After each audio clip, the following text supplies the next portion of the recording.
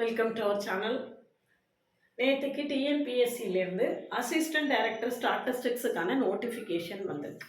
பார்த்தீங்கன்னா நோட்டிஃபிகேஷன் வந்து நேற்று வந்திருக்கு, 15/5/2024 அன்னைக்கு வந்திருக்கு. அப்ளை பண்ணுறதுக்கான லாஸ்ட் டேட் வந்து 19/6. அதில் ஏதாவது மிஸ்டேக்ஸ் பண்ணிட்டீங்கன்னா கரெக்ஷன் பண்ணுறதுக்கு 19லேருந்து 21 வரைக்கும் அந்த கரெக்ஷன் விண்டோ ஓப்பனாக இருக்கும். டேட் ஆஃப் எக்ஸாம் வந்து 12லேருந்து 16க்குள்ள ஒரு நாளில் இருக்கும். அதில் நம்மளுக்கு 15 வந்து சுதந்திர தினம் இருக்கிறதுனால அதில் இருக்காது. மற்ற இந்த மீதி உள்ள நாட்களில் ஏதாவது ஒரு நாள் எக்ஸாம் இருக்கும். எக்ஸாக்ட் டேட்டை பின்னால் அறிவிப்பாங்க. குவாலிஃபிகேஷன் என்ன அப்படின்னு கேட்டிங்கன்னா, first class degree in statistics or maths, அதே இது PG economics, applied maths, applied statistics எது வேணாலும் இருக்கலாம்.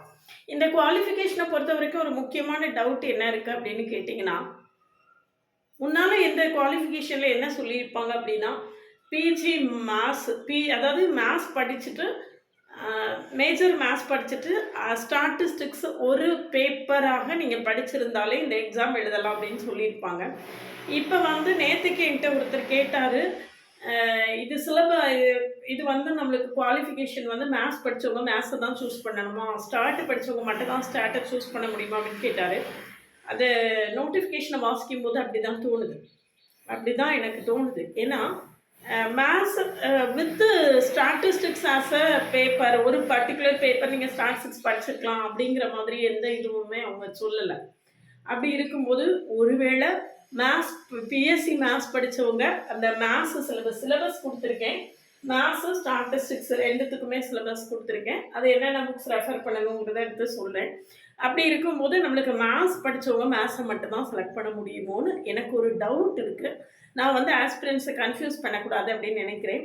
அதனால் நீங்கள் அப்ளை பண்ணும்போது உங்களுக்கு என்ன மாதிரி ஆப்ஷன் செலக்ட் ஆகுது அப்படிங்கிறத பார்த்துக்கோங்க.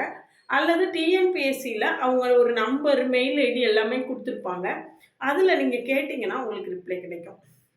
ஆனால் இந்த நோட்டிஃபிகேஷனை பார்க்கும்போது பிஎஸ்சி மேத்ஸு அல்லது எம்எஸ்சி மேத்ஸ் படித்தவங்க மேத்ஸை செலக்ட் பண்ணுற மாதிரியும், ஸ்டாட்டிஸ்டிக்ஸ் படித்தவங்க தான் ஸ்டாட்டிஸ்டிக்ஸை செலக்ட் பண்ண முடியுமோ அப்படின்னு தோணுது. அதை வந்து அவங்க கிளியராக சொல்லலை, ஓப்பனாக சொல்லலை, எந்த இடத்துலையுமே ஓப்பனாக சொல்லலை. குவாலிஃபிகேஷன் வந்து first class degree in statistics or மேத்ஸ்னு சொல்லியிருக்காங்க. அப்போ நீங்கள் மேத்ஸ் டிகிரி முடிச்சிருந்தீங்கன்னா மேத்ஸ் சிலபஸை ஃபாலோ பண்ணணும், ஸ்டாட் டிகிரி முடிச்சிருந்தீங்கன்னா ஸ்டாட் டிகிரி சிலபஸை ஃபாலோ பண்ணணும் அப்படிங்கிறது அவங்க வந்து எந்த இடத்துலையும் கிளியராக சொல்லலை. அதனால் நீங்கள் அதை கிளாரிஃபை பண்ணிக்கோங்க, நான் உங்களை கன்ஃபியூஸ் பண்ண விரும்பலை.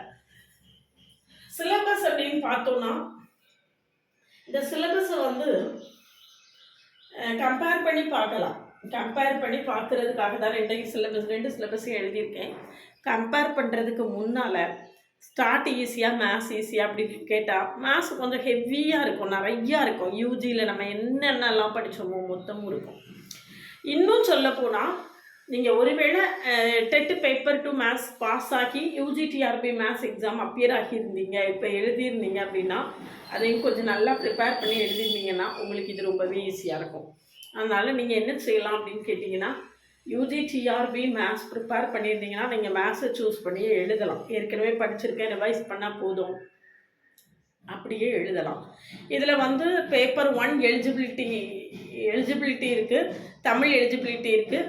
அதுக்கடுத்து ஜென்ரல் ஆப்டிடியூடு வழக்கமாக டிஎன்பிஎஸ்சியில் உள்ள அதே சிலபஸ் அப்படியே சிலபஸில் இருக்குது. இது வந்து பேப்பர் 2 கோர் பேப்பர் தான். மேத்ஸோ ஸ்டாட்டிஸ்டிக்ஸோ ஏதாவது ஒன்று நீங்கள் சூஸ் பண்ணலாம். சரி, இது வந்து இதில் வந்து மேத்ஸை சூஸ் பண்ணி எழுதுனீங்கன்னா அதுக்கு கம்ப்ளீட் ஸ்டடி மெட்டீரியல், ஒரு 4000 MCQs எல்லாமே இருக்குது. வேணும்னா வாங்கிக்கோங்க. ஆன்லைன் கிளாஸஸும் இருக்குது, ரெக்கார்டட் வீடியோஸாக இருக்கும். நீங்கள் வேணும்னா மேத்ஸை சூஸ் பண்ணிங்கன்னா வாங்கிக்கலாம். ஸ்டாட்டிஸ்டிக்ஸை சூஸ் பண்ணிங்கன்னா உங்களுக்கு 4 இயர்ஸ் ப்ரீவியஸ் இயர் கொஸ்டினை கம்ப்ளீட்டாக சால்வ் பண்ணிகிட்ருக்கேன். அதையும் நீங்கள் தனியாக டீட்டெயில்டு ஆன்சர்ஸோட கொஸ்டின் வித் ஆன்சர்ஸ் 4 இயர்ஸ் கொஸ்டினுக்கு ஆன்சர்ஸ் எழுதிட்டுருக்கேன். அதுவும் நீங்கள் பர்ச்சேஸ் பண்ணணுன்னா பண்ணிக்கலாம். இதில் பார்த்தீங்கன்னா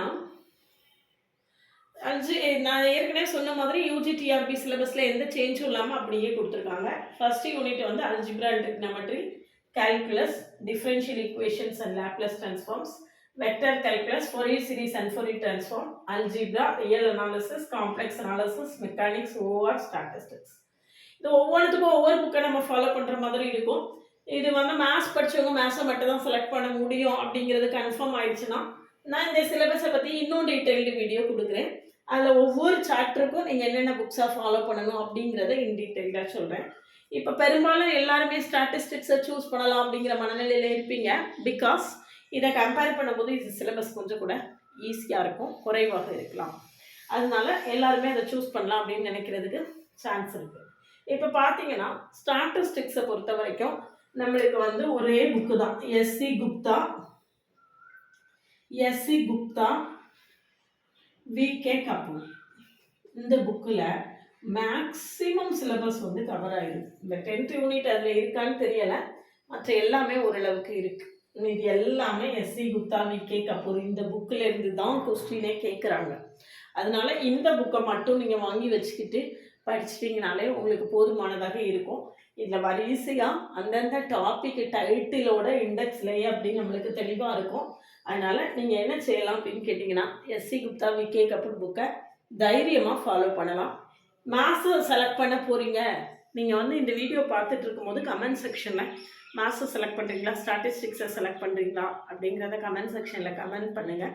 அப்போ எவ்வளோ பேர் மேத்ஸ் செலக்ட் பண்ணுறீங்க, எவ்வளோ பேர் ஸ்டாட்டிஸ்டிக்ஸ் செலக்ட் பண்ணுறீங்க அப்படின்னு சொல்லிட்டு தெரிஞ்சுக்கிறதுக்கு வசதியாக இருக்கும். அதாவது பிஎஸ்சி மேத்ஸ் படித்தவங்க மேத்ஸ் தான் செலக்ட் பண்ணணுமா அப்படிங்கிறத கன்ஃபார்ம் பண்ணிவிட்டு பண்ணுங்கள். அப்புறம் கடைசியில் ஸ்டாட்டிஸ்டிக்ஸில் செலக்ட் பண்ணி கடைசி எலிஜிபிலிட்டி இல்லை அப்படின்னு நாளைக்கு ஒரு கன்ஃபியூஷன் வந்துடக்கூடாது. அதை டிஎன்பிஎஸ்சியில் கேட்டு கிளியர் பண்ணிக்கோங்க. அப்படி இல்லைன்னா இன்னும் கொஞ்சம் நல்லா யாராவது என்னை விட நல்ல எக்ஸ்பர்ட்டாக யாராவது சொல்கிறவங்க இருந்தாங்கன்னா கேட்டுக்குவோம். சேனலுக்கு நியூவாக இருந்தீங்கன்னா சப்ஸ்கிரைப் பண்ணிக்கோங்க, ஃப்ரெண்ட்ஸ்க்கு ஷேர் பண்ணுங்கள். ஒரு டெலிகிராம் குரூப்போட லிங்க் கொடுக்குறேன், அதில் ஜாயின் பண்ணிக்கோங்க. என்னுடைய OVM ஆப்பை டவுன்லோட் பண்ணிக்கோங்க. அதில் இந்த ப்ரீவியஸ் இயர் இந்த அசிஸ்டன்ட் டைரக்டர் ஸ்டாட்டிஸ்டிக்ஸுக்கான ப்ரீவியஸ் இயர் கொஸ்டின் எல்லாம் அப்லோடு பண்ணியிருக்கேன். இந்த SC Gupta VK Kapoor book upload பண்ணியிருக்கேன். இது எல்லாமே உங்களுக்கு ஹெல்ப்ஃபுல்லாக இருக்கும். டவுன்லோட் பண்ணிக்கலாம், அதாவது நீங்கள் ஃப்ரீயாக டவுன்லோட் பண்ணிக்கலாம் அந்த புக்ஸ் எல்லாமே. ப்ரீவியஸ் இயர் கொஸ்டின்ஸ் ஒரு 4 வருஷ கொஸ்டின் அப்லோட் பண்ணி வச்சுருக்கேன், அதுவும் உங்களுக்கு ரொம்பவே ஹெல்ப்ஃபுல்லாக இருக்கும். அதனால் மற்றபடி இதுக்கான ஸ்டடி மெட்டீரியல் MCQs வேணும் அப்படின்னா காண்டாக்ட் பண்ணுங்கள். ஸ்டாட்டிஸ்டிக்ஸுக்கு previous year question solved questions வேணும்னா அதுக்கும் காண்டாக்ட் பண்ணுங்கள்.